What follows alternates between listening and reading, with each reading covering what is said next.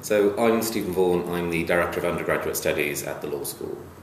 So last summer we had a teaching away day where we were discussing ways in which we could improve our scores on the NSS. And one of the things we talked about was how we could keep students happier when it came to lectures.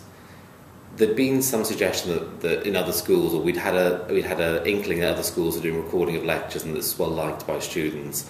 And so we decided to do the same ourselves and be fairly ambitious in the sense that we made the decision that everybody would record every lecture in relation to every undergraduate module. Yeah, we started getting feedback in December. So in December we did feedback of every module and we had about a 50% response rate. We gave out hard copy questionnaires to students at the end of term, and this was a general kind of feedback exercise. One of the questions was how useful have you found Panopto, and more importantly for the academic staff, why have you found it useful? And every single response was positive. They said, some students typically when they were filling in anything on a questionnaire would just say, did you find it useful? Yes, full stop. Those who gave more expansive feedback said that they were going to find it useful when it came to revision, that they liked the fact that they could go back and double check things, so where they hadn't had the chance to write things down or to fully kind of make proper notes, it was a useful aid memoir. And have you noticed any changes in the patterns of attendance at lectures, for example? Yes, I'm smiling because attendance has massively dropped. So we have a number of core modules which are compulsory for all students. So for example, trusts is a third year compulsory module. There should be 320 students in the lecture theatre. Some days there are only 50 students there. I teach company law and there should be 150 students and I have 30 or 40.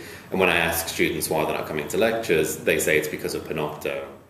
Students have, when I ask them in class, why are you not coming to lectures, lots of them just say they just didn't see the point, that they can just listen to it at home in their own time. I think also this time of year, when we first started recording lectures, attendance was roughly the same as it would always be, so not 100% obviously, but not kind of markedly decreased. Over time, I think students have realised that they can just listen to them at home and do it in their own time. So for example, we have lectures that start at 8 AM, we have other lectures that start at 5 PM. But even throughout the day, normal standard sort of lecture times, numbers are definitely down. And that's compared to the same lecture this time last year when they were not being recorded? Yeah, definitely. I mean, having 50 students out of 320 is a big decrease on last year.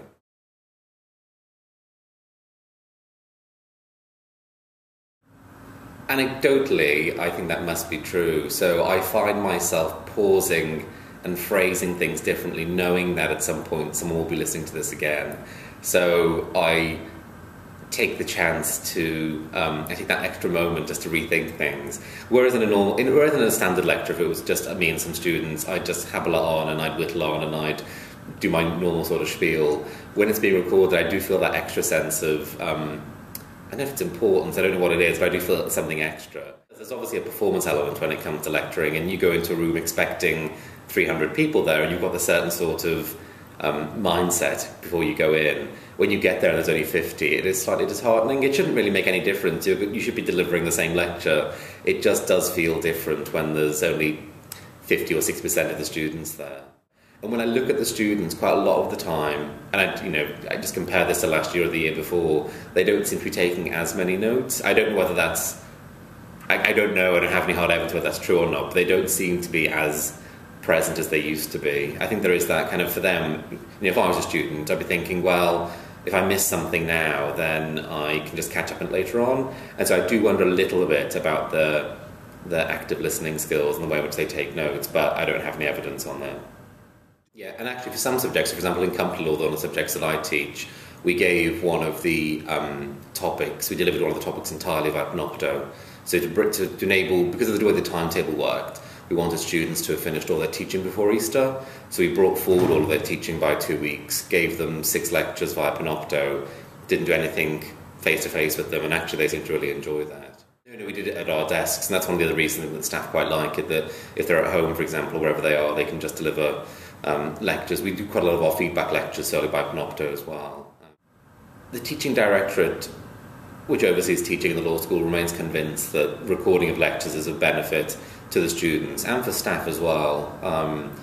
For example, when I was doing a feedback lecture, I did it in the office one day at 8 a.m. It meant that I had the rest of the day to do other things. So it does give that flexibility for staff. I think only time will tell when it comes to students to see if they've actually gained or lost anything in terms of their skill sets. So there have been a number of technological issues, and a number of lecturers have decided to not record all lectures as well. So the way that we phrased it to students, what we told students is that that all modules will record most lectures, but that certain lectures won't be recorded at the discretion of certain staff. So, for example, if you think it's vital to have a student there face-to-face, say you're doing group work in a lecture space, or say you're giving a feedback lecture where there's an actual exercise to be done as part of the lecture, certain lecturers will say to students, you have to be physically present, and then won't record the lecture. Some students don't always hear that message or don't take in that message, then miss the lecture, and then there's a bit of pushback from the students.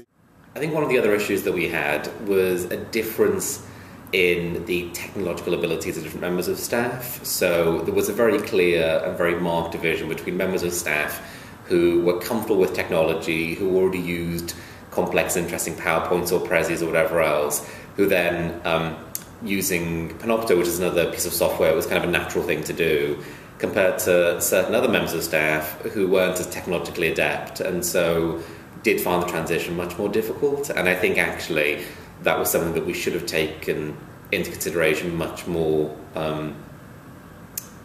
We should have done something different. We should have perhaps we should have realised who it was going to affect more deeply, and taken those staff to one side and said, look, let's do some extra training for you.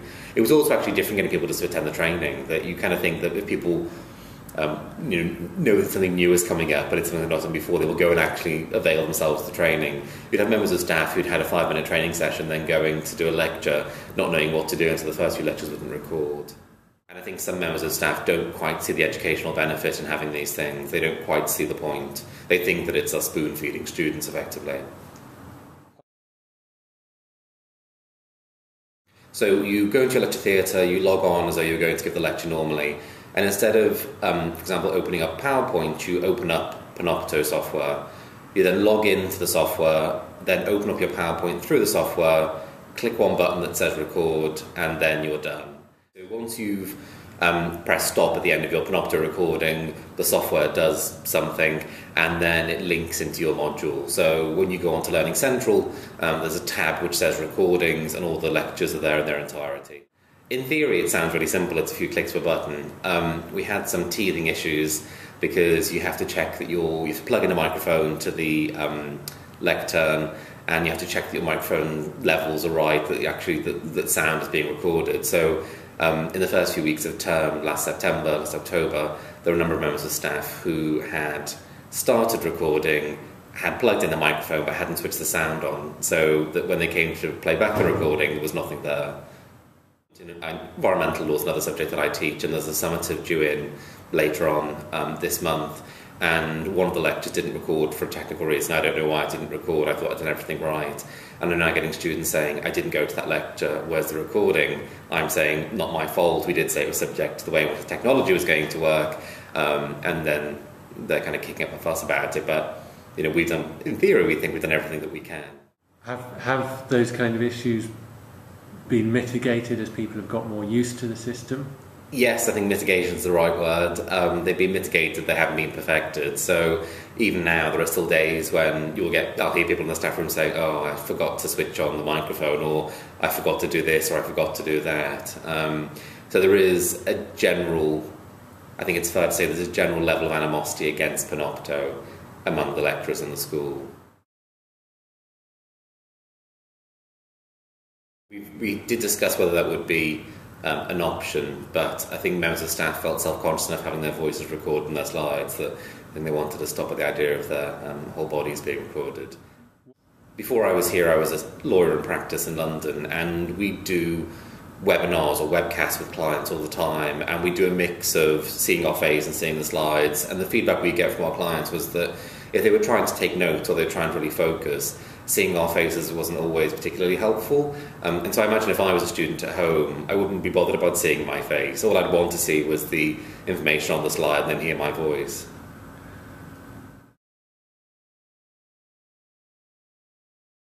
Consent issues, all of our students, all the law students consent to the publication of anything they do. So one of the first things you sign as a law student coming into the law school is a piece of paper which says that you consent to anything you do always being put online or disseminated in any other way, shape or form.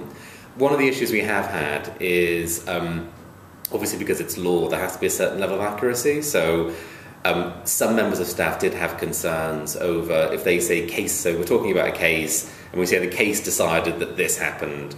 And then actually, when you look at it, the case didn't decide that this happened, it decided that this happened. And so some members of staff had concerns, not over copyright or consent or things like that, but over themselves getting the law wrong.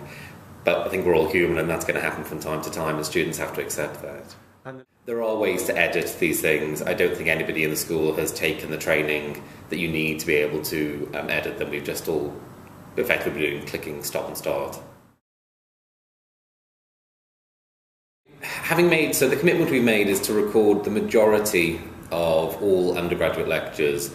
For the next year at least, that won't change. Staff aren't... I think if you walk the corridors and talk to staff about how they feel about this, I think the majority of staff would say they didn't really like it very much to begin with. They're getting more used to it now. They're perhaps still not 100% convinced of its educational benefits.